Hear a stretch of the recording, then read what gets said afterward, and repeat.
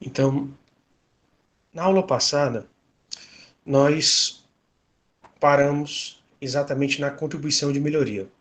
Nós chegamos a falar sobre a introdução do conceito de tributo e depois nós começamos a analisar duas espécies tributárias.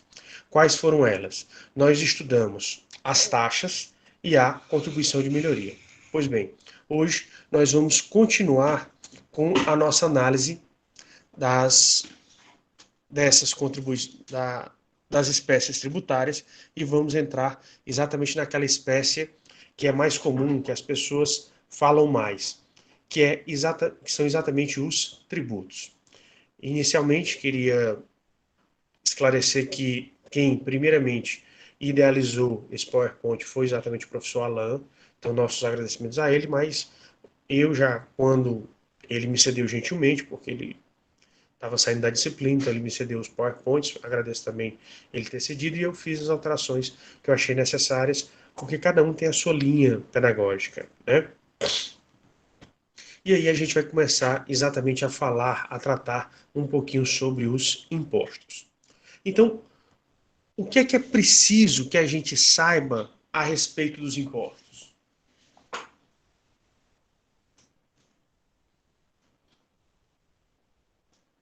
Pessoal, alguém sabe alguma coisa sobre imposto? Não sabe nada?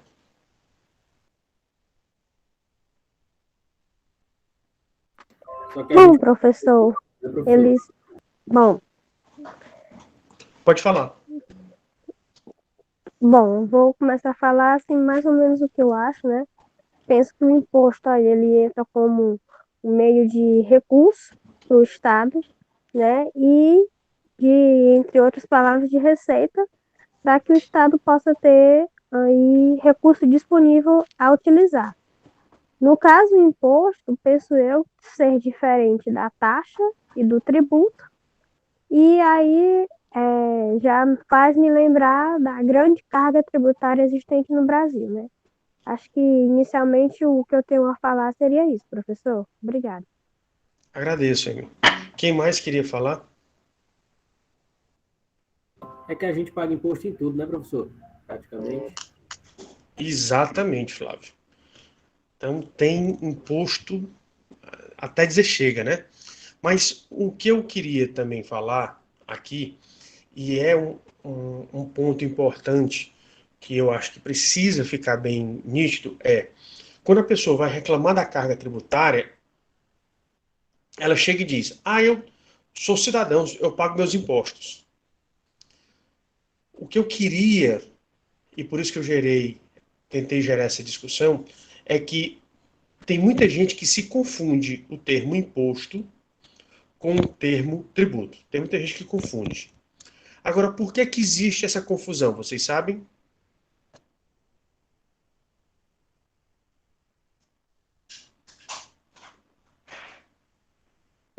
Professor, eu acho mesmo que, assim, na nossa visão, né, a gente tem sempre visto que é mais falado em impostos, né? Embora que o imposto é uma forma de tributação, é mais falado em imposto do que propriamente a temática da tributação, né? Então as pessoas também com a não pesquisa, tudo mais para poder saber a diferenciação, o que é tributação, o que é imposto. Então acaba a gente ir misturando tudo, entendendo que imposto é tributo, né? E fica tudo assim. Ok. Foi importante a sua intervenção, viu, Rosário? Eu gostei muito da sua intervenção. Mas a primeira, uma das primeiras explicações, e aí tem várias teorias, está exatamente no nome, né? Tributo e imposto. Qual dos dois você acha que é mais carregado? Ou seja, traz mais peso para o psicológico da pessoa? É quando a pessoa utiliza o termo tributo ou o termo imposto? O termo imposto. Eu acho que também é Imposto. imposto, professor. O tributo acho que é um termo que não é muito usual no dia a dia, então imposto é mais pesado. E imposto vem de ao que é obrigado, né? A pessoa é obrigada contra a vontade, é uma imposição que eu tenho que cumprir. Então, ele tem uma carga psicológica muito maior, o imposto. A outra circunstância que nós temos é o imposto, ele também tem uma outra explicação dele ser o mais utilizado. Por quê? Porque a maior parcela dos tributos que são arrecadados são com os impostos. Então, se você olhar a arrecadação de empréstimo compulsório no Brasil nos últimos tempos não está tendo. Graças a Deus que não tem por bastante tempo. Se você olhar a contribuição de melhoria, não tem. Se você olhar, tem uma grande arrecadação das contribuições sociais, tem uma grande arrecadação de taxas, mas nada chega perto dos impostos. Então, efetivamente, dentro da carga tributária, a maior parcela vem dos impostos. Então, como ele é a maior parcela, as pessoas ligam mais a essa situação do imposto. Mas o fato é que, ao falar de carga tributária, você tem que falar em tributo e não de imposto, porque o imposto é somente uma das 5 espécies tributárias que vocês viram, tá certo? Então, quando você for de hoje em diante falar sobre carga tributária, lembre-se de ligar ao termo tributo e não ao termo imposto. Como muitas vezes as pessoas leigas, quando elas vão falar em público, seja em entrevista, seja para qualquer situação, até mesmo em casa, as pessoas vão falar somente em imposto. Não vão falar em tributo, vão falar somente em imposto. Então, por essa circunstância, é que tem essa necessidade. Tá certo? Então, é a primeira observação que eu queria colocar para vocês. E aí, eu vou trazer que, dentre as espécies tributárias, aquela que dá mais retorno para a administração pública é, sem dúvida nenhuma, os impostos. Por isso que ele é a fonte de arrecadação principal. E ele é prioridade em qualquer administração pública. Seja ela federal, distrital, estadual ou municipal. Então, eles são exatamente o grande foco da administração pública. E o imposto, ele também tem outra diferenciação. Qual é a diferenciação? Que ele é um tributo que não é vinculado.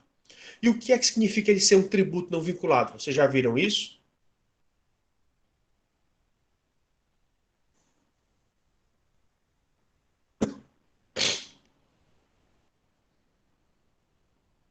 Por exemplo, nós vimos na semana passada que a taxa ela está ligada ou a um serviço público específico e divisível ou ao exercício do poder de polícia. Mas quando você arrecada a taxa, você pode gastar com qualquer coisa ou você tem que gastar com o serviço que deu origem a ela.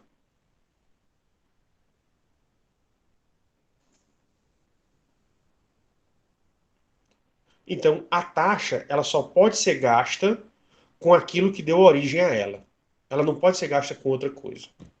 A mesma forma, a contribuição de melhoria. A contribuição de melhoria, ela também só pode ser gasta com aquela obra específica pela qual ela foi criada. A contribuição social, do mesmo jeito. Então, você vê que os outros tributos, eles são vinculados.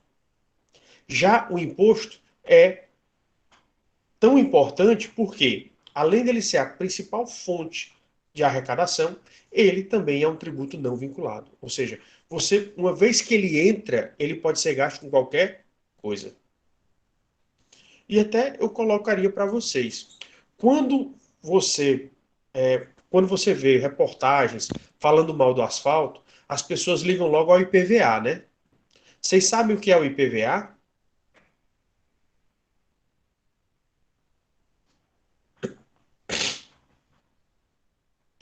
O IPVA Professor, não sei se é imposto para veículos automotivos, eu não sei se essa seria a definição. é o imposto sobre veículos automotores, sobre a propriedade de veículos automotores. Tá certo? Muito bem. Então, o que acontece?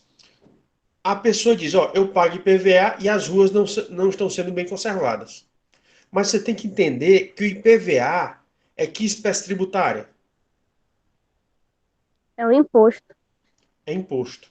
Entrou o dinheiro porque a pessoa tem uma propriedade veicular, mas isso não quer dizer que vai ser que aquele dinheiro que entrou vai ser gasto somente com veículos. Ou seja, só vai ser gasto com asfalto, só vai ser gasto com sinalização, ele não vai ser gasto somente com isso. É diferente da multa, que a multa ela é específica. Mas o imposto, quando ele entra, ele pode ir para a casa popular, ele pode ir para pagamento de salário, ele pode ir para aquilo que a administração pública precisar. Então, ele é exatamente aquela fonte de renda da administração pública que é a mais ampla, é a mais geral de todas, porque ele é um coringa, ele pode ser utilizado para pagar qualquer conta da administração pública. Aí a pessoa Professor, diz, o IPTU e a calçada. Não pode vincular. Porque sempre que você falar imposto, ele entrou na conta e ele pode pagar qualquer conta. Não aquela específica. Agora, quando você olha os outros impostos, a grande parte dos outros impostos vai ser específico. Ou seja, entrou por um motivo, tem que ser gasto relacionado àquele motivo pelo qual ele entrou. Não pode diferenciar. Você não pode deturpar. Tá certo? Mas nesse caso específico, aí não tem escapatória.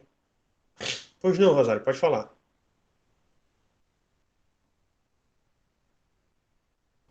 O professor acaba de explicar o que eu tinha como dúvida, né?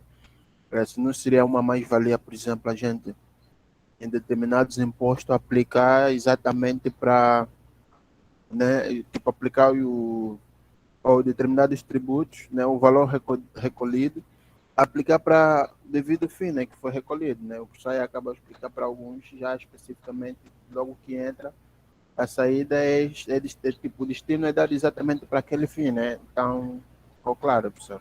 É porque assim, muitas das vezes acaba ficando que meio que alguns serviços ou alguns bens do Estado acaba esquecendo, mas as pessoas reclamam, né? Porque diz, eu pago imposto, mas isso está sempre assim, eu pago imposto, na minha cidade não tem iluminação pública, eu pago imposto, as estradas estão sempre esburacadas, tudo isso. Né? Então, nesse sentido. Mas a situação é porque você não pode vincular, por exemplo, a reclamação de que a estrada está ruim, a pessoa tem razão. A administração pública é para fazer o seu serviço com eficiência. Eu vou até deixar registrado aqui na gravação que aqui em Fortaleza é um caos. Aqui em Fortaleza, particularmente, é a capital do estado do Ceará, mas as ruas aqui em Fortaleza são péssimas. O atual prefeito de Fortaleza não está conservando direito as vias públicas municipais. Concordo com você. Mas eu não. A reclamação de que a via pública não está sendo bem conservada, ok, válida, válida, correta, o cidadão tem que reclamar mesmo, tem que exigir da administração pública, até porque não somos nós que trabalhamos para eles, são eles que trabalham para a gente. E as pessoas não se apercebem disso, né? Então, o servidor público, quando ele entra, quer estar todo de nariz empinado. E não é. O servidor público, ele trabalha para os outros. Você entrou no serviço público, então você vai trabalhar para os outros.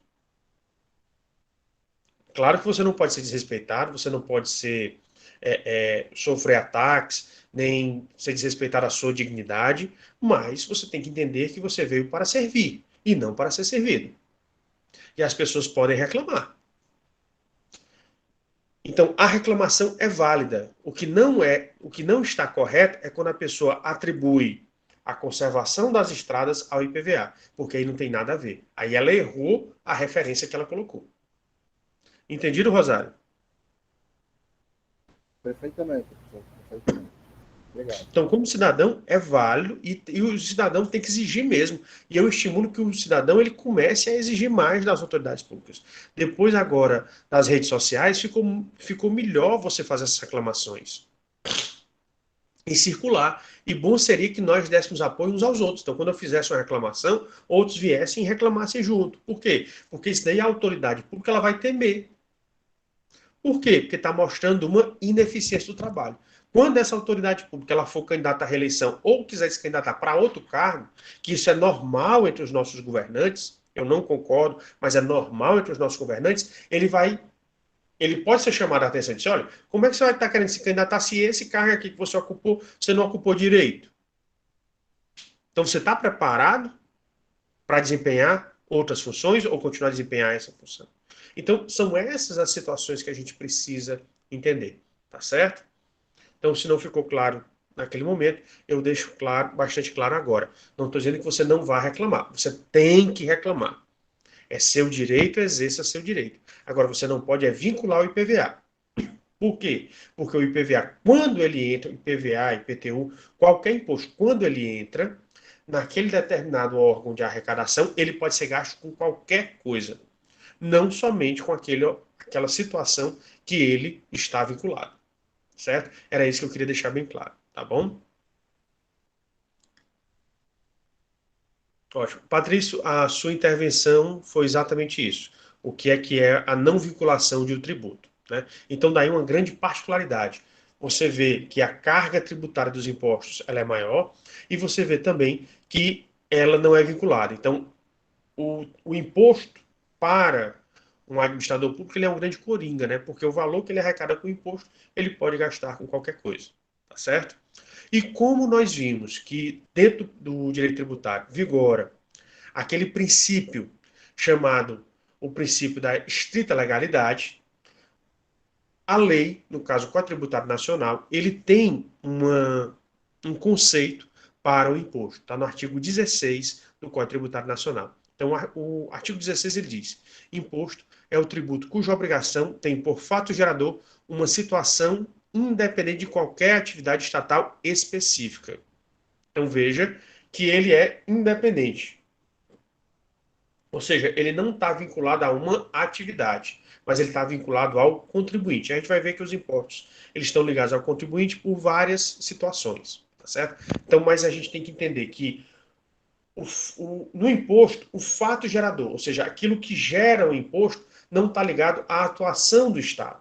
Ela está ligada exatamente a alguma circunstância atrelada, ligada ao contribuinte.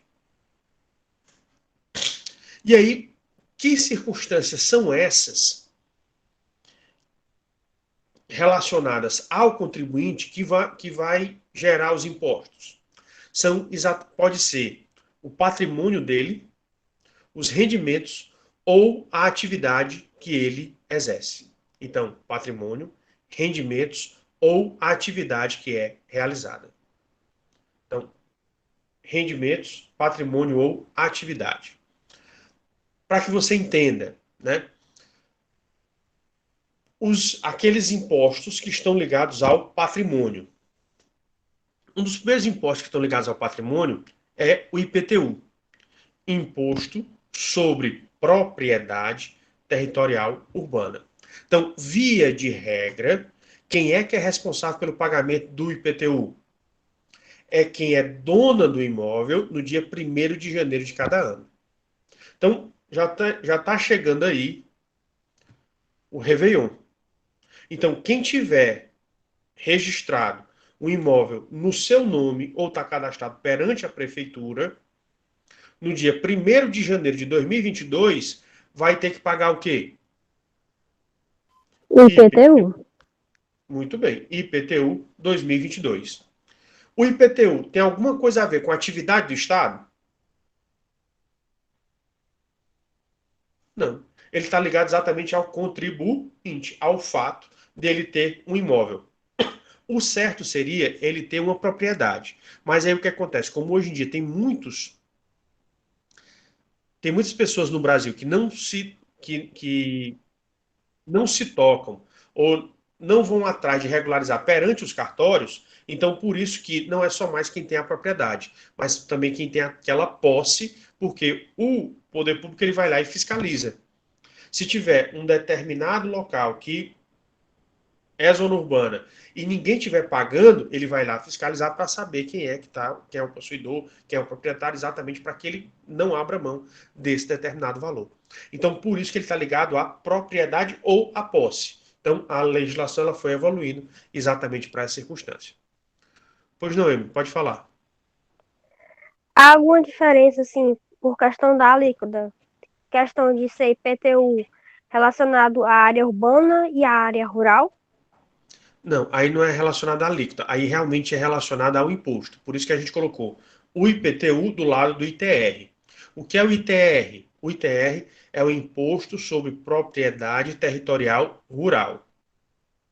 Então, se o seu imóvel está em zona urbana, você paga IPTU. Se o seu imóvel está em área rural, paga ITR. Então, a diferença não é a alíquota, a diferença é o imposto, certo? O IPTU só para imóveis em zona urbana. ITR, imóveis em zona rural. Tá ok, professor. Obrigada. Em relação a esses impostos, pode ter diferença de alíquota? Pode, mas aí mas essas diferenças de alíquotas, elas vão estar ligadas ao valor do imóvel e a algumas características do imóvel. Então, sempre pode haver uma diferenciação de alíquotas entre eles? Pode, mas essa diferenciação segue um critério objetivo, certo?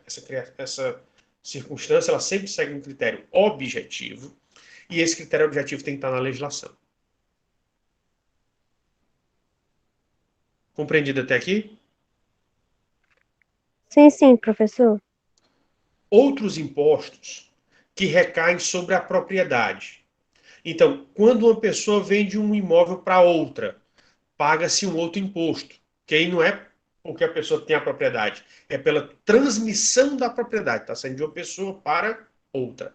Aí esse imposto sobre transmissão de propriedade, você tem, se for entre pessoas vivas, ITBI, Imposto sobre Propriedade, Imposto sobre Transmissão de Bens Intervivos, porque é ITBI, Imposto sobre Transmissão de Bens Intervivos.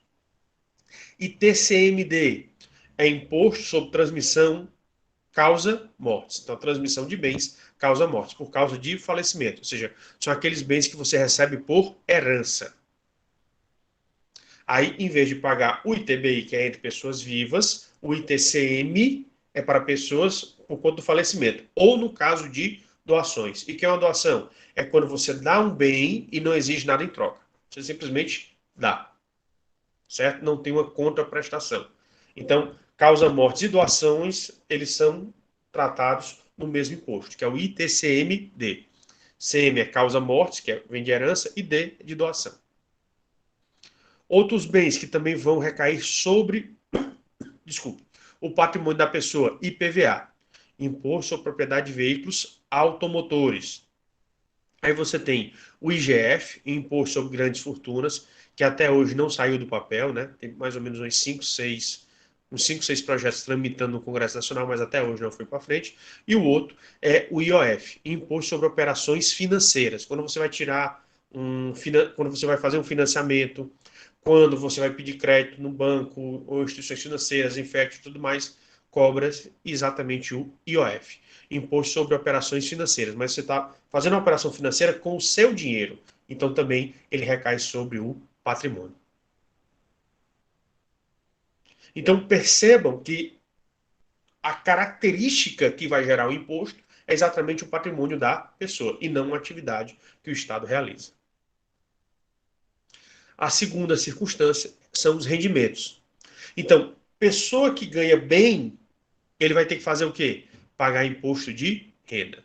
Na verdade, todos deveriam pagar imposto de renda. Mas, por uma questão de justiça social, o que acontece? Criaram-se as faixas de isenção. Ou seja, pessoas que têm uma renda anual baixa, essas pessoas elas não pagam imposto de renda. Então, como elas não vão pagar imposto de renda, coloca-se até um determinado patamar de renda anual, de até qual valor a pessoa não vai precisar pagar imposto de renda. Ultrapassou esse valor, ele tem uma escala de percentuais, onde quanto maior o valor que ela recebe, maior o imposto de renda que ela vai ter que pagar. Pois não, Frederico, o que é que você estava perguntando aí? Eu não entendia o que você queria perguntar. Você pode...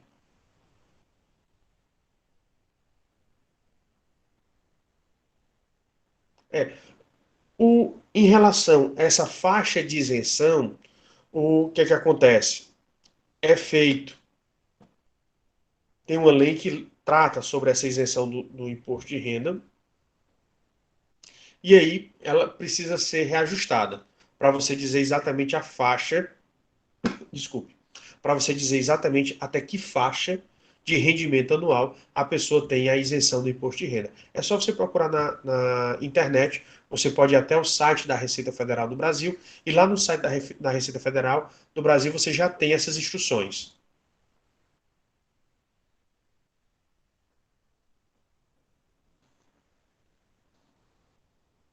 Ok?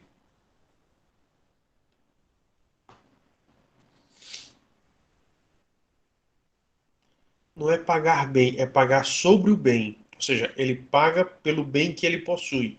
Bem aqui que eu estava falando é referente à coisa. Que tem os bens móveis e imóveis. Então, estou me referindo à coisa quando a gente fala de direito civil. Ou seja, a propriedade de uma pessoa. Professor, Tá certo? eu acho que me confundi. Não é sobre pagar bem, é sobre ganhar bem, né? O professor havia comentado das pessoas que supostamente ganham bem, né? Que têm que pagar o imposto e etc. Então, eu queria saber o que seria, né, esse ganhar bem, né? Seria uma renda à base de salário, uma renda à base de salário calculado num ano ou uma outra coisa? Frederico, esse rendimento são várias situações. Por exemplo, a pessoa que ganha, que tem rendimentos com aluguéis, tem que declarar imposto de renda. A pessoa que ganha salário tem que declarar imposto de renda. A pessoa que tem uma empresa e tem rendimentos com a empresa, né? Tem o Prolabore ou tem o, a divisão de lucros. Então, tudo isso ele está atrelado a essa situação do pagamento. Então, você não pode dizer, é salário? Não, não é só salário, não. É um conjunto de rendimentos. Mas aí o que acontece? Para explicar de uma maneira mais aprofundada, aí, na verdade, seriam conhecimentos de contabilidade. Por quê? Porque pelos conhecimentos de contabilidade, tem as receitas, tem rendimentos que vão ser tributáveis, tem rendimentos que não vão ter, que não vão ser tributáveis, tem rendimentos que vão ter tributação exclusiva, mas essa diferenciação dos tipos de rendimentos, aí quem estabelece a situação aí são as regras da contabilidade, tá certo? Mas todo o rendimento ele tem que ser declarado no seu imposto de renda para fazer esses cálculos.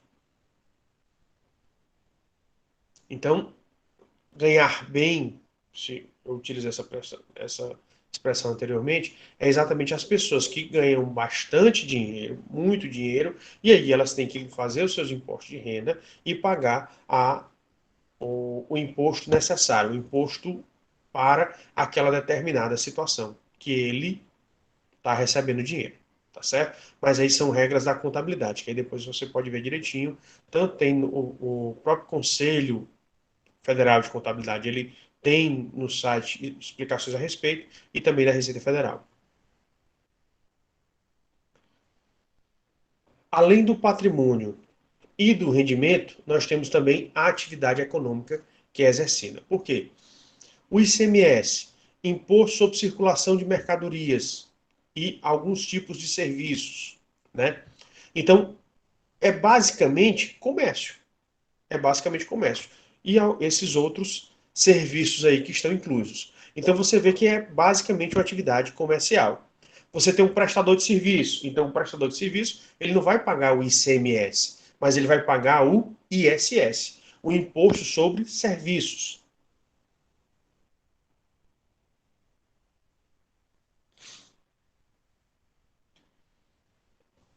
Você tem o IPI, o Imposto sobre Produtos Industrializados. Então é um imposto que é pago pela atividade industrial. O IE, Imposto sobre Importação, ou seja, para atividade de exportação, todo mundo ligado na cadeia de exportação vai estar ligado a esse imposto de exportação. O II, o Imposto sobre Importação. Então você vê que esses impostos, eles não estão ligados ao patrimônio e ao rendimento, mas à atividade que é exercida pela pessoa para conseguir dinheiro, né? Então está ligado à atividade econômica que a pessoa realiza. E você pode ver que todas as atividades que você pensar, elas vão se enquadrar em um desses tipos.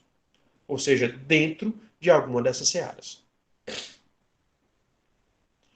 Então, aquilo que a legislação, o artigo 16 do CTN, falou que realmente no imposto você não liga o tributo a uma atividade do Estado, mas liga sim há uma circunstância atrelada ao contribuinte, é exatamente aquilo que a gente está verificando aqui, através dessa explicação.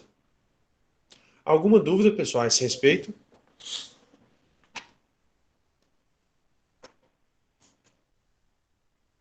Não? Podemos continuar? Por mim, sim, professor. Ok. Agradeço aí a sua participação, Emily.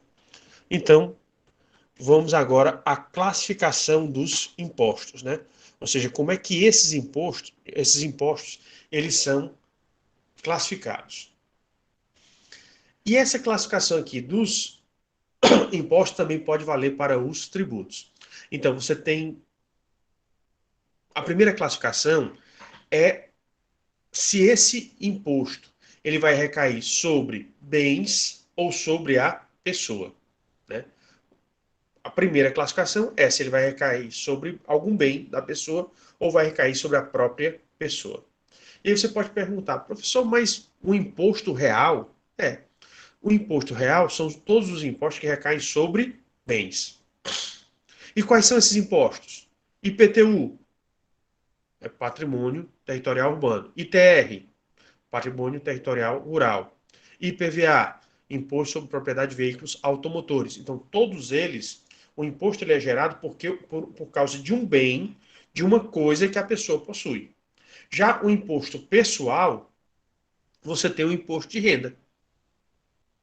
Porque o que é que acontece? É quanto aquela pessoa consegue faturar, quanto ela consegue angariar de dinheiro no decorrer daquele determinado ano. Então, você vai levar em consideração a pessoa em si. O que foi que ela fez, o que foi que ela gerou, o que foi que ela conseguiu. Então, por isso que pode ser, se você avalia o tributo através de um bem, ele é real. Se você avalia analisando as características pessoais da pessoa, ele é pessoal.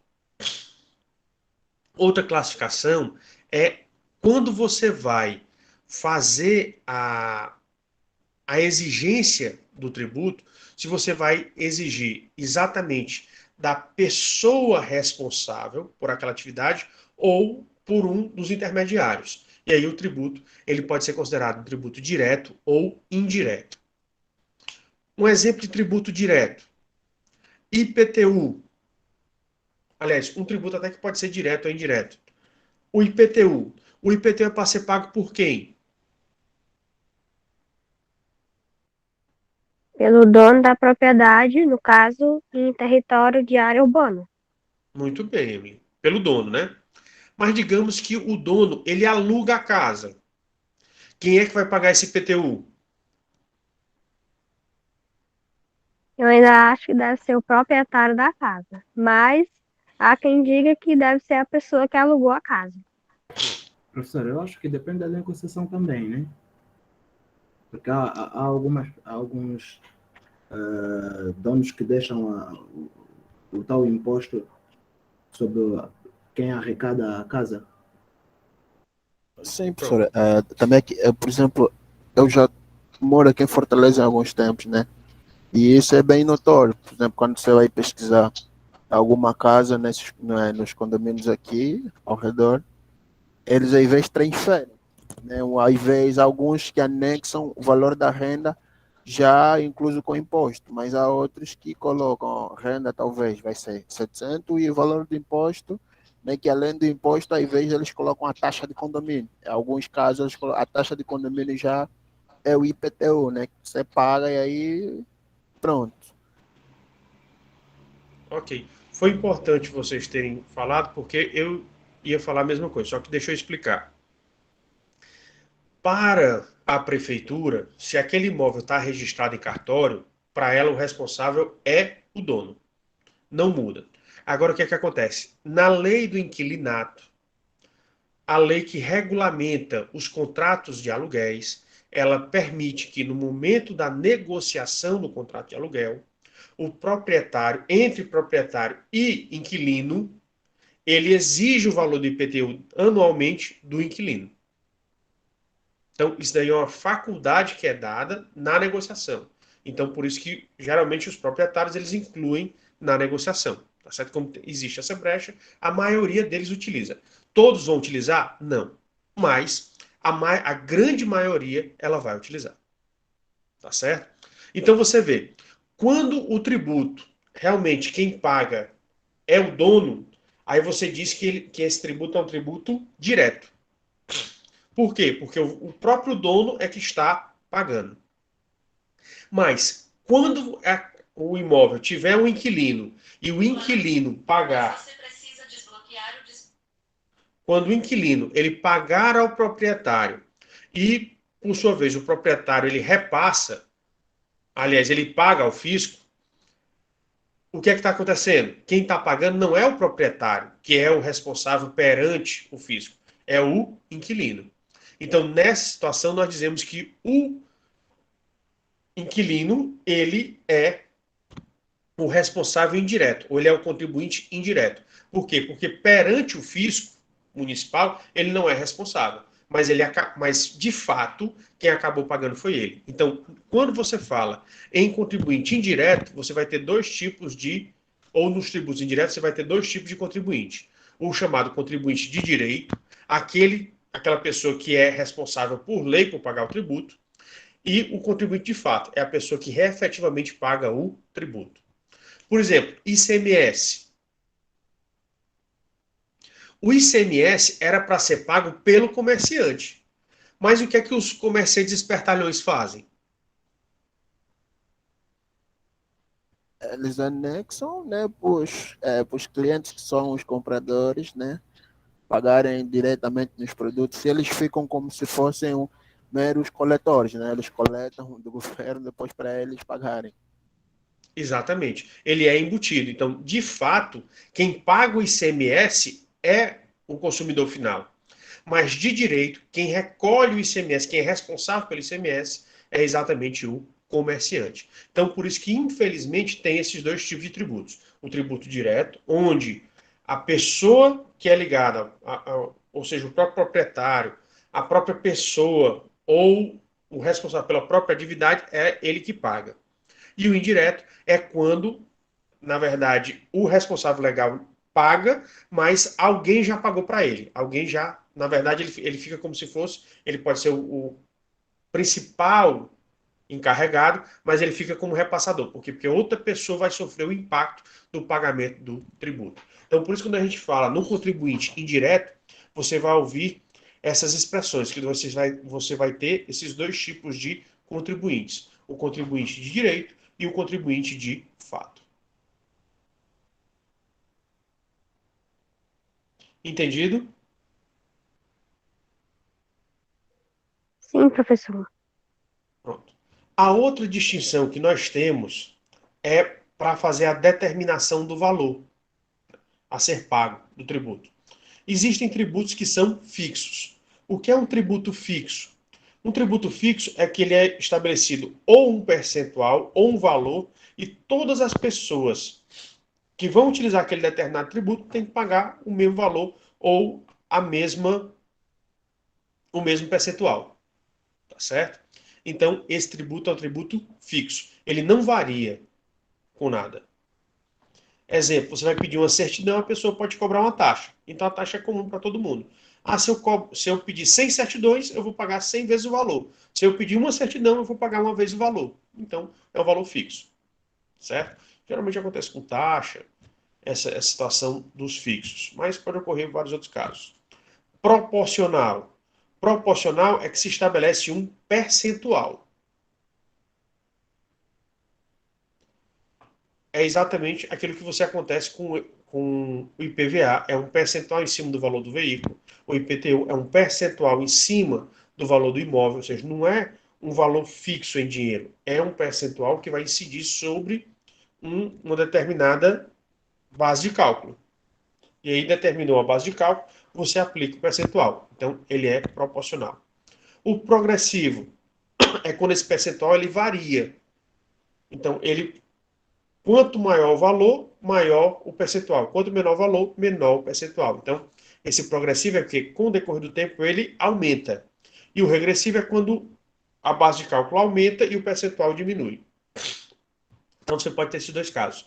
Por isso que você tem a diferença entre o progressivo e o regressivo. Tá certo? Então, como é que você são os procedimentos, os mecanismos que você tem para a determinação do valor a ser pago para cada tributo. Pode ser de alguma dessas 4 formas. E dentro dessa determinação do valor, nós temos que compreender exatamente a chamada capacidade contributiva e a seletividade. O que é isso? Porque para você determinar principalmente os tributos que são progressivos ou regressivos, você vai utilizar essa figura da capacidade contributiva, ou esse princípio da capacidade contributiva. O que é isso?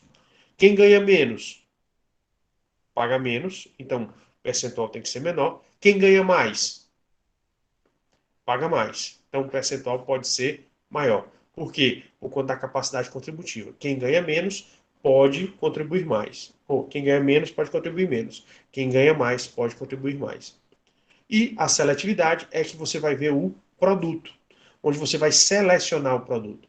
Aqueles produtos que são básicos para a sobrevivência humana, uma carga tributária zerada, ou pelo menos quase zerada. Aqueles produtos que não são essenciais para a existência humana, aí você pode cobrar uma carga tributária muito maior. Então, por isso que você tem essas diferenciações quanto à capacidade contributiva e quanto à seletividade, ela pode ser utilizada exatamente referente a esse critério. Se ele é fixo, proporcional, progressivo ou regressivo. A outra circunstância, a gente até já viu ano passado, quando a gente falou um pouquinho sobre legislação tributária, é que os tributos eles podem ter natureza fiscal ou extrafiscal. E aí, qual é a diferença básica entre eles? Os tributos de natureza fiscal é quando o intuito maior deles é arrecadatório. Ou seja, quando o intuito do tributo, quando a finalidade do tributo ela é arrecadatória, então você diz que aquele tributo ele tem natureza fiscal.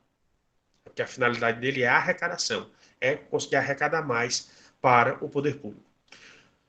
Quando você diz que aquele tributo ele tem natureza extrafiscal, então é porque ele não tem a finalidade, ele não tem tanto a finalidade de arrecadar. Ele, na verdade, ele vai ser utilizado para regular alguma coisa. Geralmente eles são utilizados para fazer uma regulação da atividade econômica, da economia do país. Estimular as compras, inibir as compras, estimular operações financeiras, desestimular operações financeiras. Então ele é utilizado para isso. É como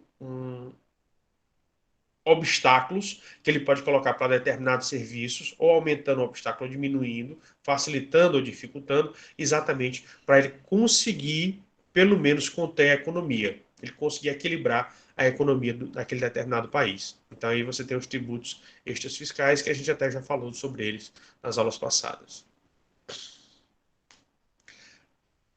Além disso, nós temos as classificações quanto ao fato gerador, onde o fato gerador ele pode ser instantâneo, simples, ou ele pode ser periódico e complexível, ou pode ser continuado. Qual é a diferença entre eles? Então, o fato gerador instantâneo e simples. Uma certidão, você vai pedir uma certidão, a pessoa pode cobrar uma taxa. Você vai ter que pagar essa taxa para sempre? Não. Você só vai pagar a taxa quando você precisar do serviço. Então ele é instantâneo e simples. Você solicitou, pagou, recebeu. Pronto. Agora, existem outros tributos que eles vão ser periódicos. Por exemplo, você vai realizar um serviço. Enquanto você realizar o serviço, você vai pagar o ISS. Acabou o serviço, você não paga mais aquele determinado ISS. Periódico, complexível. Agora, se você assina um contrato de prestação de serviço, que é com prazo determinado, então todo mês você vai precisar pagar o ISS enquanto durar. Então aí já é uma situação que é contínua. Veja que se você tem um serviço esporádico, vai durar só um prazo, ou se ele vai ser dali em diante, ou seja, ele tem prazo indeterminado. Por isso que ele pode ser considerado periódico complexivo ou continuado. E por fim, uma classificação referente ao lançamento. Né? Você vai classificar o tributo referente ao lançamento. Que aí a classificação pode ser que o tributo ele pode ter um lançamento de ofício. E o que é o lançamento de ofício? É o fisco que lança. Então o contribuinte não tem nenhuma relação. O fisco já tem todos os dados e ele faz o lançamento. Então o lançamento ele é de ofício. É o caso exatamente de IPVA, IPTU, porque ele já tem os dados, ele já tem os dados dentro dos seus bancos de dados, dentro do seu Big Data, e aí ele já faz os lançamentos. No dia 2 ele já está fazendo os lançamentos. Um lançamento por declaração. O lançamento por declaração é quando quando o contribuinte ele apresenta os dados. Então, o fisco, ele pode ter uma base de dados, mas ele requer que o próprio contribuinte ele lance os dados e faça o pagamento. Tá certo? Então, é o pagamento por declaração. Então, é o contribuinte que declara.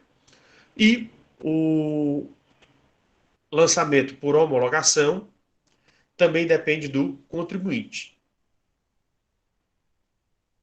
O contribuinte, ele coloca as informações, o fisco homologa e ele vai lá e faz todo o procedimento de pagamento. Então, por isso que você tem esses 3 tipos de lançamentos. Mas aí essas classificações a gente vai ver quando a gente for estudando cada um dos tributos específicos.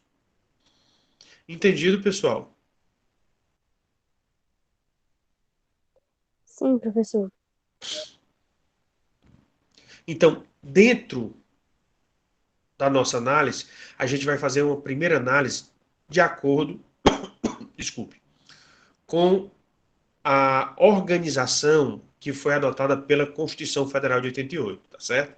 A Constituição Federal de 88, lá no Sistema Tributário Nacional, que eu inclusive já falei para vocês nas aulas passadas, ela faz a distinção ou organiza os impostos por entidade da federação, pelas diversas pessoas jurídicas de direito público interno. Então, os primeiros impostos que a gente vai estudar são exatamente os chamados impostos federais, ou seja, são aqueles impostos que estão a cargo da União, ou seja, estão a cargo do governo federal. Quais são eles? O imposto sobre importação, a sigla é II, ou seja, I 2 vezes. Imposto sobre exportação, IE. O imposto de renda, que aí você tem imposto de renda de pessoas físicas e de pessoas jurídicas. O IPI, o Imposto sobre Produtos Industrializados. O IOF, o Imposto sobre Operações Financeiras. O ITR, que é o Imposto sobre Propriedade Territorial Rural, ou seja, que está em zona rural. E o IGF, o Imposto sobre Grandes Fortunas, onde de todos esses aí, o único que ainda não foi legislado, ou seja, que ainda não tem uma legislação específica, é exatamente o IGF. Mas aí tem aquelas discussões que vocês viram na aula anterior que nós tratamos sobre a competência tributária, onde a gente já fez os nossos senões referentes ao IGF, tá bom? Então vamos lá. Nos impostos federais, o primeiro imposto federal que nós temos é exatamente referente ao imposto sobre importação. E o que é que você importa? Claro que são produtos estrangeiros, né? E esses produtos estrangeiros não é só aquele que vem através dos portos, ou seja, que você faz o comércio, mas também dos produtos que você traz na sua bagagem, que um viajante ele também traz em sua bagagem. E isso é muito comum para o brasileiro, não ser referente aos estrangeiros, mas é muito comum para os brasileiros. Por quê? Porque quando você viaja para um país, você quer levar alguma coisa, né? Principalmente por quê? Porque quando você percebe, a carga tributária aqui no Brasil é muito alta. Então, quando você geralmente viajava e o dólar não estava tão alto, o dólar e o euro não estavam tão alto, valia a pena você trazer produtos que estavam no exterior. Porque você comprava um produto por um quarto, um terço do valor. E produtos originais, em lojas reconhecidas. Então, valia a pena. Mas o que acontece? Essas pessoas, quando chegassem no Brasil, embora ela tenha comprado o produto num valor mais baixo, ela deveria declarar. Mas geralmente ela não declara. Se for pego exatamente trazendo o produto e não pagou o imposto devido, vai sofrer exatamente as sanções por conta disso, porque não pagou o II, o Imposto sobre Importação. Então, ele não é somente para os comerciantes. O viajante, o turista que traz, ele também tem que pagar o II se ele trouxer esses produtos estrangeiros.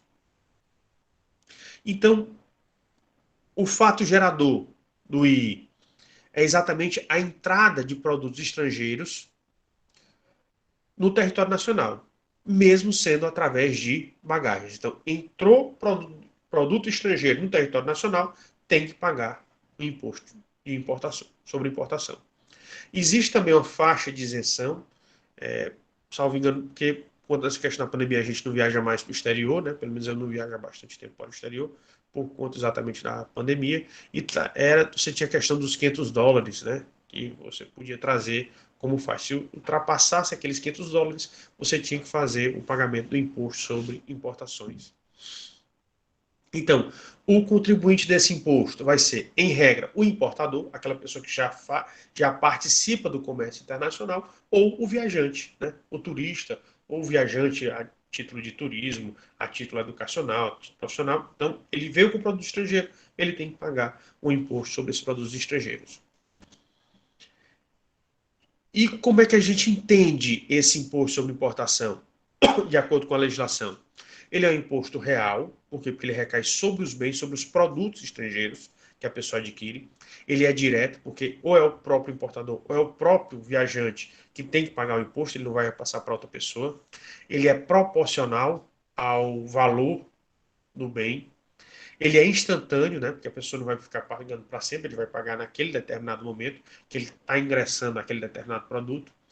Ele é extrafiscal, porque quando o país está bem, ele libera ou baixa o imposto sobre importações. Quando o país está passando por uma crise financeira e o produto estrangeiro está chegando muito barato, ele pode aumentar a alíquota e aumentar o imposto sobre importação. Então, por isso que a maior finalidade dele é exatamente a finalidade extrafiscal, de regulação da economia.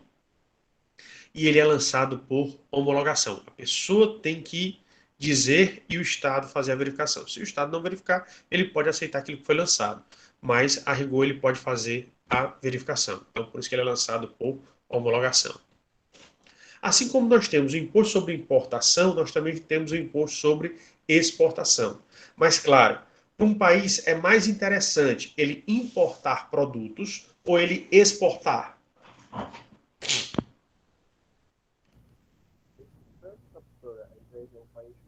Mas o que seria mais viável? O que é mais viável, professor, é exportar, né? No caso aí, ó, aumenta muito a base de receita, né, do Estado. Né? Quando vai exportar ou quando vai importar, aí a economia pode ser enfraquecida, né? Porque isso vai gerar uma improdutividade, né? Aí isso mostra que a economia não está produzindo o suficiente para ter a capacidade de poder exportar. Muito bem. O objetivo do Estado é gerar riqueza. Então, se a tua indústria nacional, se as pessoas dentro do teu país estão criando coisas e vendendo para outros estados, para consumidores em outros estados, isso daí fortalece porque fortalece a tua economia, porque esse dinheiro vai ser, esse produto vai ser vendido, mas a maior parcela desse produto vai ficar no país, porque foi exatamente pela criação daquele determinado produto. Então, por isso que você vai ver que geralmente as alíquotas do imposto de importação elas são bastante altas e as alíquotas para o imposto sobre exportação elas são baixas. Exatamente para quê? Para inibir ou desestimular as importações e as exportações são baixas, os impostos são baixos, exatamente para estimular que esses produtos eles sejam vendidos para fora. Então, você tem, dentro daquele mecanismo que a gente já falou, que é como eles são impostos de natureza extrafiscal, por isso que você tem essa circunstância do tratamento diferenciado para o imposto de importação e exportação. Então, na verdade, o imposto vai recair pela exportação, mas aí o produto é nacional ou nacionalizado. O fato gerador é exatamente a saída daquele tipo de produto nacional ou nacionalizado do país. E o contribuinte aqui já vai ser o exportador, a pessoa que está exportando, que está levando o produto para fora. E assim como o imposto de importação, o imposto de exportação ele também é real, recai sobre o bem, ele é direto, é a própria pessoa que está ligada à atividade que vai pagar. Ele é proporcional, porque é um percentual em cima do valor. Ele é instantâneo, é somente quando você manda o produto para fora. Se você não tiver um contrato, ele vai ser só quando você fizer as emissões. Ele também vai ter ele vai a maior finalidade dele é a finalidade extrafiscal e ele também é lançado por homologação. Aí nós temos o imposto de renda. Então, o imposto de renda, como a gente já tinha falado um pouquinho, até o Frederico tinha falado, ele vai estar sobre o acúmulo de renda, ou seja, todo o rendimento que você consegue acumular dentro daquele determinado ano, você tem que, no ano seguinte, declarar ao governo e fazer o pagamento, o recolhimento dos impostos pelo o rendimento que você teve, e aí você vai ter que aplicar as regras específicas em relação a isso. Aqui a gente trouxe aí alguns artigos para vocês terem noção sobre o imposto de renda, né? Então, o imposto de renda, ele tem como fato gerador a aquisição da disponibilidade econômica ou jurídica. De renda, assim entendido, o produto do capital. Quando diz produto do capital, é quando a pessoa participa de empresa. E aí ele tem lucro dentro da empresa. Do trabalho ou da combinação de ambos. Então, o empresário, ele só vai ter produto do capital. O trabalhador vai ter do seu salário. E a pessoa também pode ter o quê? Pode ser trabalhador e ter uma empresa. Então pode vir de ambos. Qualquer rendimento nesses casos aí vai ser levado em consideração. E o segundo é no caso de proventos de qualquer natureza. E aí o que é que geralmente você chama de proventos? São exatamente aqueles rendimentos que você possui, principalmente quando você é aposentado. Ou seja, quando você está aposentado, você não está mais trabalhando, você deixa de receber salário e aí você passa a receber os proventos, tá certo? Essa definição aí do fato gerador é do artigo 43 do Código Tributário Nacional. Quem é o contribuinte do imposto de renda? Nós temos dois tipos de contribuinte, né? Pode ser a pessoa física ou a pessoa jurídica. Que aí, quem é essa pessoa jurídica? É o titular da disponibilidade a que se refere ao artigo 43. Então, isso daí, essa distinção dos contribuintes, que podem ser pessoas físicas ou jurídicas, estão previstos exatamente no artigo 45 do Código Tributário Nacional. Inclusive, esse artigo ele diz no parágrafo único: a lei pode atribuir à fonte pagadora da renda ou dos proventos tributáveis a condição de responsável pelo imposto cuja retenção e recolhimento lhe caibam. O que é isso? Muitas vezes, o governo ele garantir que aquele determinado imposto vai ser pago, ele pode determinar que o imposto não é por quem está recebendo o rendimento ou quem está recebendo o salário, é exatamente para a pessoa que está pagando. Então, pode se transferir da pessoa que recebe para a pessoa que paga a obrigação de fazer o recolhimento para o fisco federal. É isso que o parágrafo único está falando. E aí, na classificação desse tipo de imposto, né, nós verificamos que dentro da classificação ele vai ser um imposto pessoal, que depende de uma condição da pessoa em si. Ele é direto. E o que é que significa ser direto? É a própria pessoa que tem o rendimento que vai ser responsável pelo pagamento. Ele é fiscal, ou seja, o maior cunho dele é a arrecadação para o Estado. Ele é progressivo, porque quanto maior a faixa de rendimento da pessoa, maior o percentual que ela paga. Ele é complexível periódico, que diferente dos outros, geralmente é um ato que é contínuo, né? Quando você é empregado, geralmente ele é contratado por prazo indeterminado, então é ato contínuo. E ele também é lançado por homologação. O IPI, o Imposto sobre Produtos Industrializados. Ele, como o nome está dizendo, né? É exatamente, geralmente, a atividade da indústria. Então, é um imposto que recai sobre produto importado, quando do seu desembaraço aduaneiro, assim como na saída do estabelecimento de produto nacional industrializado. O IPI afeta o valor de tudo o que adquirimos enquanto produto. Então veja que o IPI ele é cobrado não só do produto que é feito no país, mas também do produto que é importado. Tá certo? Então, todo produto da indústria, ele vai sofrer a tributação do IPI. Vai ser cobrado dele o IPI. Seja esse produto ter sido feito no país ou ele ter vindo do exterior. Muitas pessoas acham que o produto importado ele não vai pagar o IPI, mas ele paga. Hoje em dia a legislação ela está bem atualizada e ele, inclusive, os produtos que são exportados, eles também vão pagar IPI.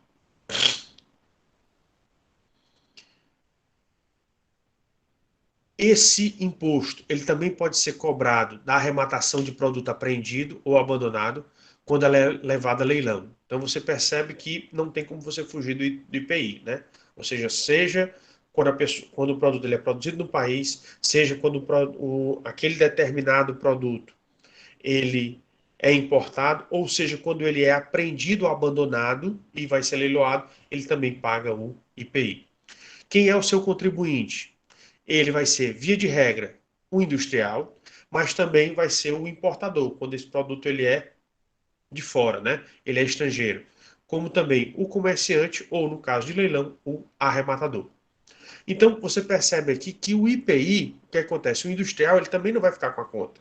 Ele vai passar para quem vai comprar dele. Então, ele já embute o preço do IPI dentro do valor da negociação que ele está vendendo o produto. Então, você percebe que o IPI, ele é indireto. E o que é que significa isso? Né? Ele é repassado, ou seja, ele é embutido nas negociações que o industrial ou o importador fazem. Ele tem também um intuito de ele tem um cunho de extra fiscal, ou seja, de ajudar a economia do país. Ele é real, porque ele vai recair sobre bens. Ele é seletivo, porque dependendo do produto você pode cobrar um imposto, pode não cobrar ou pode cobrar menos. Né? Depende da necessidade desse determinado imposto. Ele é instantâneo, ou seja, só quando aqueles produtos são feitos, então assim que eles são feitos tem que ser pago o IPI, e ele também é lançado por homologação. O IOF. Como eu já falei para vocês, né? O IOF é um imposto sobre operações financeiras. E quem é que sabe o que é operação financeira, pessoal? O que seriam essas operações financeiras? Operações que envolvem contas no banco, movimentação de dinheiro, transferência, até mesmo empréstimos e tal. Pronto. Muito bem. Mas veja que com o decorrer do tempo, quando se cria essa ideia desse imposto sobre operações financeiras, você acha que o Estado ele vai ampliando a abrangência dele, das situações, ou ele vai diminuindo?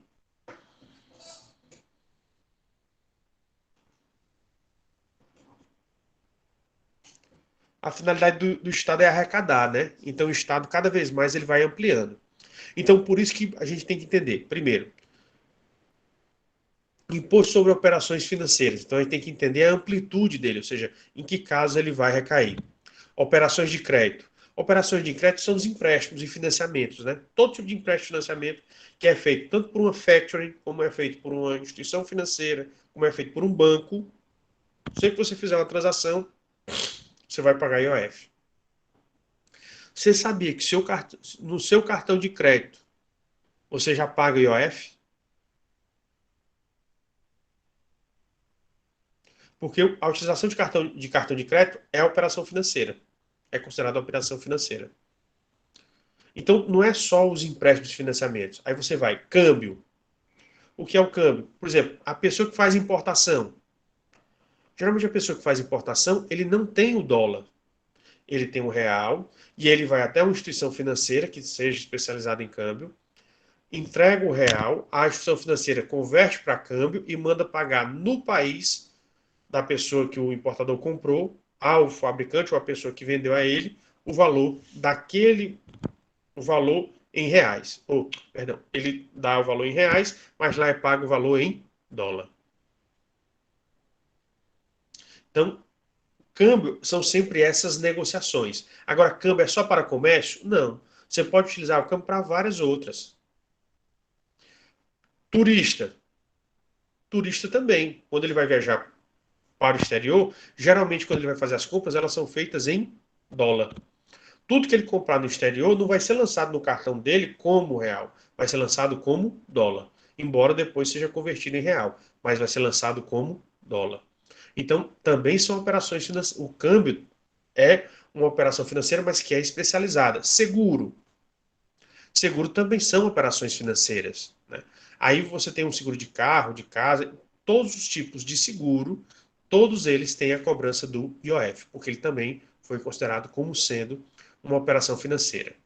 E além desses tipos de operações, nós temos também toda e qualquer operação relativa a títulos e valores mobiliários. E quais são esses títulos e valores mobiliários, pessoal?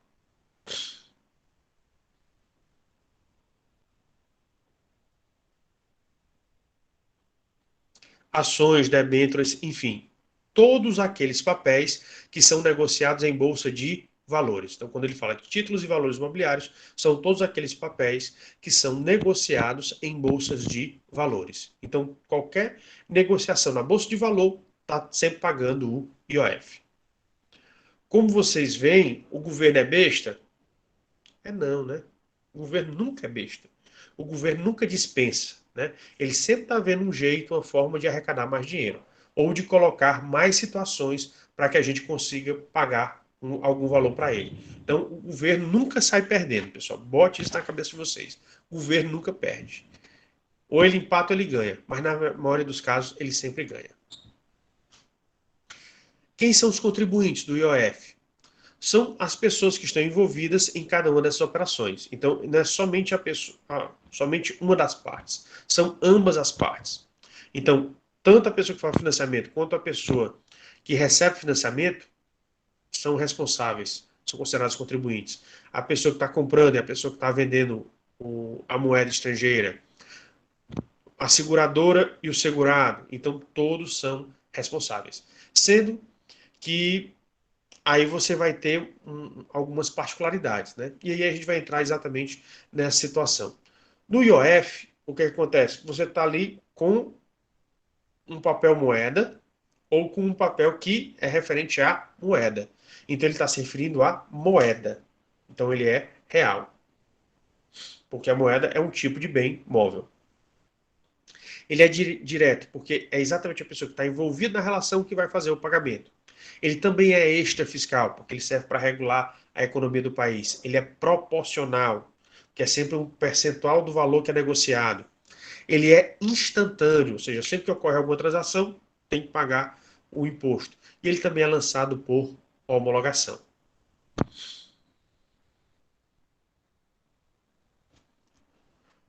O ITR, né? O Imposto sobre Propriedade Territorial Rural. Por exemplo, uma cidade como Fortaleza, que hoje em dia ela se tornou toda urbana, você não tem mais ITR aqui em Fortaleza. Mas, por exemplo, cidades como Redenção, Acarape, tem zonas rurais? Tem. Então, por que é preciso fazer essa distinção entre zona urbana e zona rural? Porque quem está em zona urbana paga o IPTU ao município. Quem está em zona rural paga o ITR e o ITR é pago ao governo federal, porque ele é um imposto federal. E então, o que é importante eu saber sobre o ITR? O fato gerador do ITR vai ser a propriedade, o domínio útil ou a posse de um imóvel que está localizado fora da zona urbana do município. Professor, então por que você não disse que ele está na área rural? É porque, efetivamente, quem tem a primazia, ou seja, quem tem o direito de dizer o que é zona urbana é o município. Então, o município diz o que é que ele considera zona urbana e toda o restante da área vai ser considerado zona rural. Então, o município diz aonde é que ele vai cobrar o IPTU. Então, quando o município diz, dentro do território dele, aonde é que está a zona urbana, ele está dizendo para o governo federal que todo o restante da região, todas as outras áreas do município que não são zona urbana, ele pode cobrar o ITR. Então aí você tem geralmente um conflito aí de competências em relação aos municípios e ao governo federal, referente se cobra IPTU ou cobra o ITR. Mas aí, para dizer o que é zona urbana, ele vai ter que estar dentro de uma legislação do município chamada plano diretor, certo? Então, por isso que a União ela requer o plano diretor para ela fazer o zoneamento do que é considerado urbano, o que é considerado rural. Quem são os contribuintes do ITR? Via de regra, né, o normal seria que o contribuinte fosse o proprietário do imóvel rural.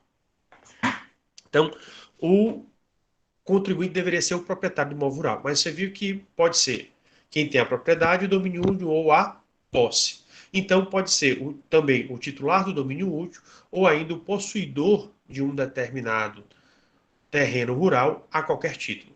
Aí, todos eles podem, aliás, todos eles vão ser considerados como contribuintes. Como eu disse para vocês, o governo, ele nunca perde, certo? E aí, como é que a gente classificaria o ITR? O ITR, como ele recai sobre uma propriedade, é uma propriedade em zona rural, ele é real, ele é direto, porque ou é o proprietário, ou é a pessoa que tem o domínio, ou é o possuidor que vai pagar. Ele também é extrafiscal, ou seja, ele está mais preocupado com a regulação da economia do que efetivamente arrecadar. Ele é progressivo, quanto maior o valor, maior a tabela cobrada. Ele é complexivo, ele dura curtos períodos, né? E é lançado por homologação. E ele tem uma periodicidade anual, né? Ou seja, no dia 1º de janeiro verifica quem é que tem as propriedades rurais, e aí você já estabelece o valor do imposto que pode ser parcelado por um determinado período a cada ano. E a gente chega no IGF, o Imposto sobre Grandes Fortunas, que é o único imposto federal que ainda não foi legislado, ou seja, que ainda não tem legislação específica sobre ele. Por quê? Porque quando for feito esse imposto sobre grandes fortunas, a maioria dos parlamentares vai ter que criar mais esse outro imposto para eles pagarem. Então, por isso que os parlamentares eles também estão evitando a criação do IGF. Então, por conta disso, é que eles evitam mais esse imposto aí. Então, por isso que até hoje não saiu do papel, né? E o Supremo também não está nem aí para impor ou para exigir do Congresso Nacional esse tipo de imposto. Então, ele seria um imposto sobre grandes fortunas, mas até hoje, como não existe legislação, a gente não consegue dar esses contornos, né? Então, por isso que a gente só coloca aí a previsão dele na Constituição Federal, no artigo 153.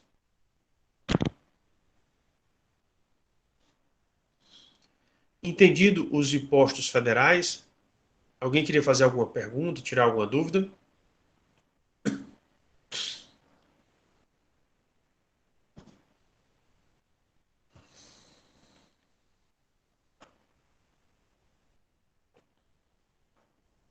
Então, como ninguém tem dúvida, nós vamos agora para os impostos estaduais, né?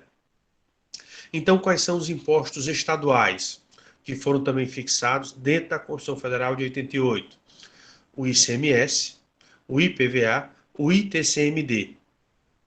E alguns chamam até de ITD, mas a sigla mesmo que chamam, que é mais comum nessa área do direito tributário, é o ITCMD. Então, ICMS é o Imposto sobre Circulação de Mercadorias e sobre prestação dos serviços de transporte interestadual e intermunicipal e de comunicação.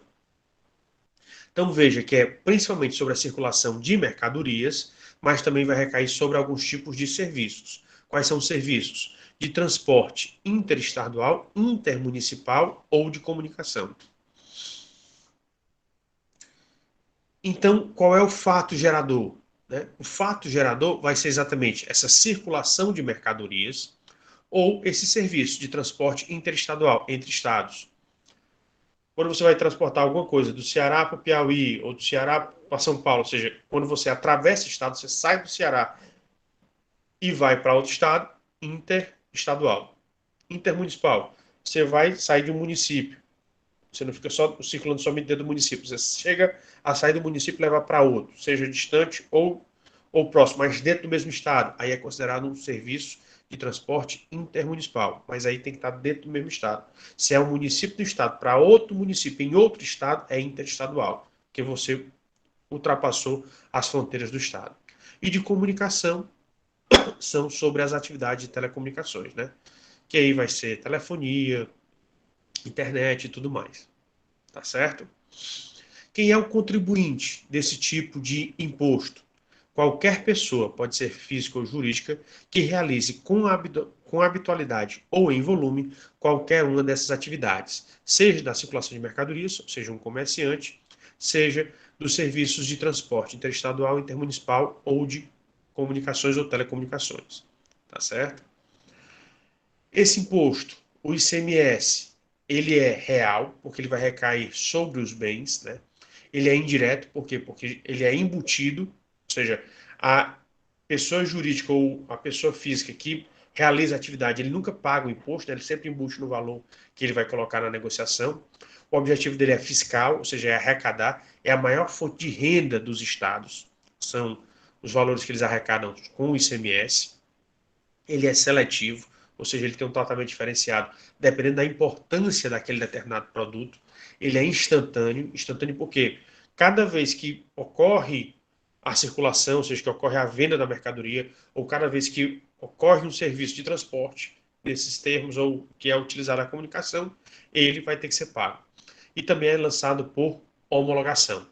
Nesse caso aí pode haver uma substituição tributária, que é isso. Às vezes não é o comerciante final que faz o recolhimento do imposto. Às vezes o comerciante, o distribuidor, o atacadista, ele já paga logo o imposto que até o varejista vai pagar. Então, por isso que ele está dizendo aí que pode ser feito aí, pode se utilizar a figura da substituição tributária. O IPVA, como nós já vimos, é o Imposto sobre Propriedade de Veículos Automotores. E aí ele vai incidir sobre a propriedade de veículos automotores terrestres, e somente os veículos automotores terrestres. Por quê? Porque você tem aviões, não pagam IPVA. Lanchas, não pagam IPVA. Porque a própria legislação diz que é sobre a propriedade de veículos automotores terrestres, e somente esses. Então, o contribuinte vai ser o proprietário do veículo em questão no dia 1º de janeiro, né? Porque leva-se em consideração quem era o proprietário no dia 1º de janeiro. No caso dos proprietários de veículos automotores terrestres, vão ser exatamente aquelas pessoas que tiveram a propriedade no dia 1º de janeiro do ano. E na classificação, o IPVA ele é real, ou seja, recai sobre o bem, na verdade, sobre a propriedade do bem. Ele é direto, ou seja, é o proprietário que deve pagar. Ele é fiscal, o cunho é de arrecadação. Ele é proporcional, que é um percentual em cima do valor do veículo, geralmente. Ele é complexivo, porque, embora gere o valor, ele pode ser parcelado durante o ano, né? E ele é lançado de ofício, ou seja, o fisco ele nem quer saber da participação do contribuinte para fazer o lançamento. Ele faz o lançamento e vai cobrar do contribuinte. Tá certo?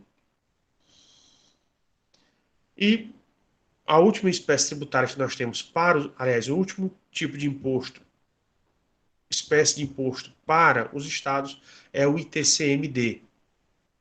Então, como eu já falei, é causa mortis, ele vem de heranças, né? Então, a herança pode ser o genitor falece e deixa os bens para os filhos, mas aí tem que ser aberto um processo chamado processo de inventário. Nesse pode ser deixado testamento, aí tem que ter um cumprimento do testamento. Pode haver um legado, né? Ou seja, uma pessoa recebe algo de alguém, quando a pessoa falece, ela deixa alguma coisa para alguém. Então você tem tudo aquilo que as pessoas receberem, qualquer tipo de bem, a qualquer título, se foi oriundo do falecimento de uma pessoa, vai ter que ser, para receber esse bem, vai ter que pagar esse imposto, o ITCMD, Imposto sobre Transmissão Causa Mortes. E das doações, são pessoas, é uma transação que é feita entre pessoas vivas, mas o que é que acontece? Só existe a prestação, que é a doação, não existe uma contraprestação. Ou seja, a pessoa que está doando, ela não recebe nada em troca, ou nada jurídico em troca. Ela pode receber afeto, carinho, alguma coisa assim, mas juridicamente ele não recebe uma contraprestação por aquela determinada doação, tá certo? Eles são considerados da mesma maneira. Pois não, Rosário, pode falar. Professor, eu estou com uma dúvida, né? Em relação A ao sua fenômeno voz está do... baixa. Você pode aumentar aí o volume do seu equipamento, por favor? Sim, professor. Agora consegue me ouvir perfeitamente? Sim, agora sim. Sim, estava a dizer, professor, eu fiquei só com uma dúvida em relação, né, a um fenômeno que vem acontecendo já, eu observo esse fenômeno já há bastante tempo. Né? Inclusive, a gente está comentando aí dos grandes, né? Por exemplo, as grandes empresas, os ricos, né? Mundiais, tanto faz. Alguns dos brasileiros também aí pensam em entrar nessa onda, por exemplo, e é transferir as suas propriedades ou a sua riqueza para as fundações, né? No caso. Aí muitos países, por exemplo, as fundações, elas, como são fundações públicas, às vezes não têm, né, não pagam os impostos, tudo mais. É como se eles sobrevivessem de ajuda do Estado, né? Isso, inclusive, foi algo que alguns teóricos analisam. Por exemplo, Bill Gates teve a fundação dele, é como se ele dissesse, eu já não tenho mais nada, quem tem essas coisas é a minha fundação. Então, gostaria de saber, professora, por exemplo, aqui no Brasil, alguma das fundações, tanto as públicas como privadas, para serviços que prestem, para bens que eles oferecem para a sociedade, é taxado algum imposto, alguma taxa, é cobrado algum tributo? Olha, no Brasil, você vai ter institutos, você vai ter associações, você vai ter fundações privadas, e aqui no Brasil você tem o chamado terceiro setor, e tem essas pessoas que trabalham em colaboração com o Estado. Então, aqui no Brasil tem uma legislação muito vasta que vai tratar sobre isso daí, porque antigamente eram só as chamadas associações beneficentes, né? Mas hoje em dia se ampliou muito. Então você continua a ter as associações beneficentes do passado, depois foram criadas as fundações públicas ou as fundações privadas para executar atividades públicas, depois foram criadas os institutos, aí nos institutos você tem as OCIPs, você tem as organizações sociais, vocês têm as ONGs, as organizações não governamentais. Então, aqui existe, eu diria que uma miscelânea de pessoas jurídicas que vão realizar esse tipo de atividade, Rosário. E aí o que acontece? Professor, tem tributação? Tem. Mas por que foram criadas essas várias? Porque cada uma delas foi criada com um foco diferente. Aí vai ter um serviço diferente, vai ter uma tributação diferente, vai ter uma atividade diferente que eles vão realizar. Então, é um tema que, assim, se você quisesse fazer para um TCC, seria excelente você desenvolver no TCC. Mas numa aula que a gente está falando sobre esse ponto aqui, não dá para me descer a essas minudências, tá certo? E aqui eu explico outra coisa. A tendência hoje no mundo, qual é? A tendência hoje no mundo é que os impostos que recaem sobre a propriedade, principalmente esses impostos para a transmissão dos bens, por exemplo, deixar grandes propriedades para as famílias. Por conta dessa ideia da função social da propriedade, então o que é que os estados, dizendo que estão defendendo a função social da propriedade, mas na realidade eles estão defendendo o bolso deles. Eles estão aumentando a carga tributária para esses tipos de impostos, principalmente os impostos causa-mortes, para exatamente, quando for passar para os filhos, ficar grande parte para os pais. Então, por isso que tem muita... Aí você vê, geralmente, essas grandes personalidades, né? Fulano de tal doou tudo para a caridade. Mas você tem que ver. Ele doou para a caridade, mas uma instituição que é totalmente independente dele, ou foi uma instituição que ele criou e uma instituição cujos os diretores, os administradores dessa instituição são parentes deles? Então, será que ele realmente doou para a caridade ou, na verdade, ele conseguiu um meio de burlar essa legislação? Professor, eu acredito que conseguiu um meio para burlar a legislação, né? Aí é que Na vem a maioria minha dos... questão, professor. Se nesse sentido, o Estado, quando verifica esses casos, doou, se fez a doação, né, ainda está vivo, isso aí acarreta alguma tributação, algo assim? Acarreta. A pessoa tem que pagar aqui no Brasil tem que pagar o ITCMD. Porque existe e tem a situação aí. É tanto que o que é que acontece?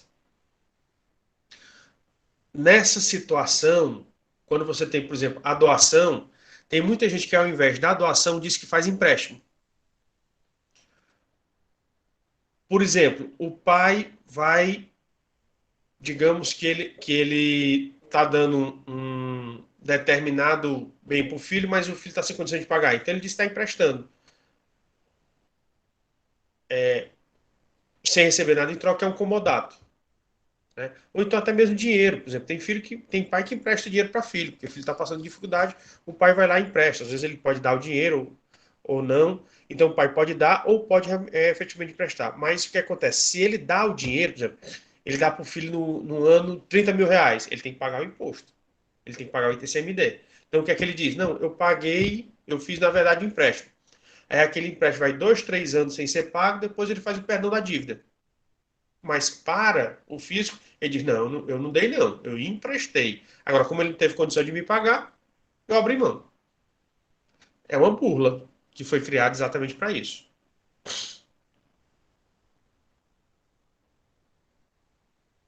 Ou a pessoa não declara, porque o que você vai ver no ITCMD é porque é o próprio contribuinte que vai ter que chegar para o fisco e informar o que aconteceu.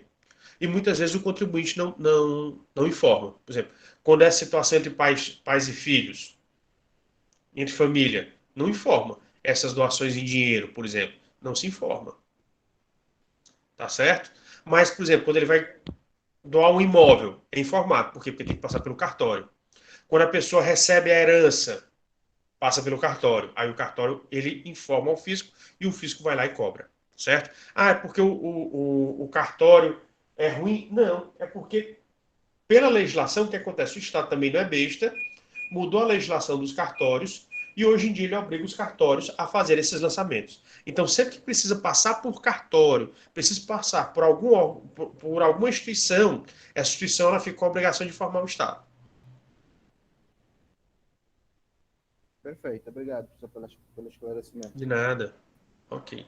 Então, na classificação do ICMD, né, a gente retornando, o ITCMD, como ele vai sobre bens, ele pode ser bens imóveis ou bens móveis, qualquer tipo de bem, então ele é real, ele é direto, porque a pessoa que está sendo beneficiada é que vai ter que pagar pelo ITCMD, ela é fiscal, o cunho dela é realmente arrecadar para o Estado, ela é proporcional, ou seja, dependendo do valor, tem um percentual, e aí você vai ter que pagar em cima do percentual, em cima do valor, ele é instantâneo, ou seja, toda vez que a pessoa não vive falecendo para sempre, né? Então, quando ele recebe os bens, ele paga somente aquele determinado momento. Depois ele não precisa ficar pagando o ITCMD. E ele é lançado por declaração. E o que é a diferença dele ser lançado por declaração? É o contribuinte que tem que informar ao fisco, no caso, como ITCMD estadual, ao fisco estadual, que ocorreu o fato gerador.